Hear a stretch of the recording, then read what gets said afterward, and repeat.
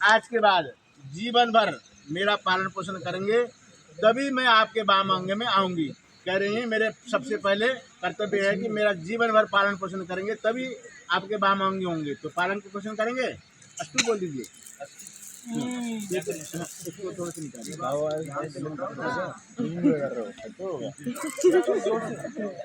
आप दूसरे वचन में कन्या कह रही है, आपने अर्धांगिनी के रूप में स्वीकारा है। अर्धांगिनी मतलब एक अंग ही माना है।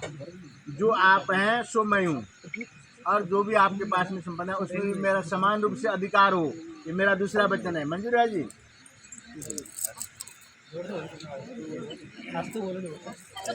तीसरे वचन में कन्या कह रही है, अब आज से मैं आपके गोत्र में आई हूँ, आपके जाति में, आपकी वो उसमें होती है ना, उसमें परिणित हो गई हूँ। अब आज से आपके देवी देवता, कुल पितृ, शुभ कार्य में भी मैं सहभागी नहीं बनूँ। ये मेरा तीसरा वचन है। चौथे वचन में कन्या कह रही है, अब तक आज जो मर्जी कर रहे थे, हमें कोई लेना देना नहीं था। देखो आप सब हैं इतने लोग, जो अपना अपना कर रहे हैं, कोई लेना देना नहीं होता है।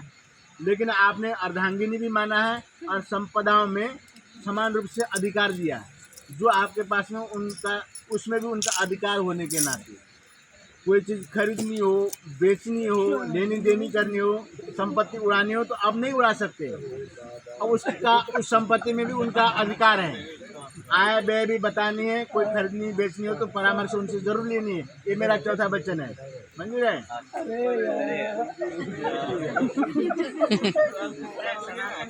पांचवें वचन में कन्या कह रही है, जीवन है कभी अच्छा बुरा होता है, राजा रंक बनता है, कभी रंक राजा बनता है। सब प्रकार की परिस्थितियाँ आती जीवन में। सभी परिस्थितियों में मेरा समान रूप से पालन पोषण करें, मान सम्मान करें, तभी मैं आपके वाम अंग में आऊँगी। ये मेरा पांचवा वचन है। छठे वचन में कहती है कि मैं सब कुछ, और मेरे पिताजी ने मुझे आपको सौंप दिया है।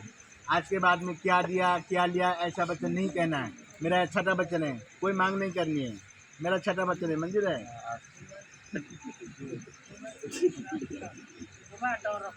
सातवें वचन में कन्या कह रही है, मैं आपकी हर तरह से सेवा करूंगी, परंतु मेरे मायके से मेरे माता पिता, मेरी सखी सहेलियां आपके यहाँ मेरे से मिलने आ जाएं, तो उस समय में मेरा उपहास ना करें और नहीं कठोर वचन बोलें।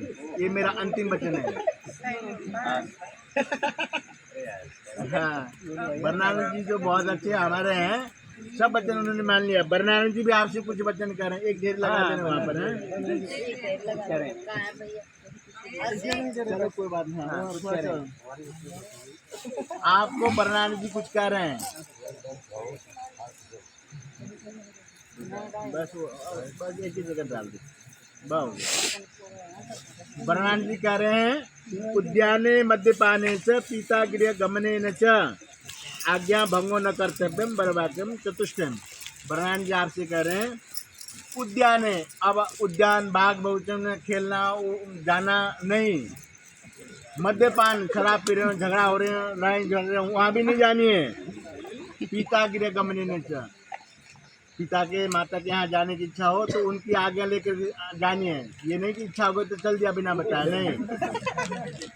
और आज्ञा भंग न करना मतलब पतिव्रत धर्म पालन करना बोलते हैं। पति ही परमेश्वर है, ऐसा मान करके उनकी सेवा करनी है और उनकी कुल खानदान और रीति रिवाज को मानना है। ये मेरे सारे वचन है। ये सब मंजूर है? अस्तु बोल दीजिए, इसमें मिला दीजिए, सब मिला दीजिए, सब मिला दीजिए। आप जो है जगह चेंज करनी है और सिंदूर दे दीजिए। ये है सिंदूर। हाँ, आप सब कर लो आगे आगे तो दीदी ये फूल है। ठीक है। तो ताई जी आप जाओगे हाँ तो सोने की अंगूठी से कन्या की मांग में रुली भरे। अंगूठी है तो अंगूठी नहीं तो सिक्का दे दीजिए। भाग्यमस्य दत्वा यथास्तम विपरीतनः श्रीशते लक्ष्मी सपत्न्यां बहो रात्रे पार्श्वे नक्षत्राणि रूपमश्नु व्यात्तम्मा कृष्णं निशाना मुम्मेशाना सर्वलोकम ईशान। ऐसे ये हो गया।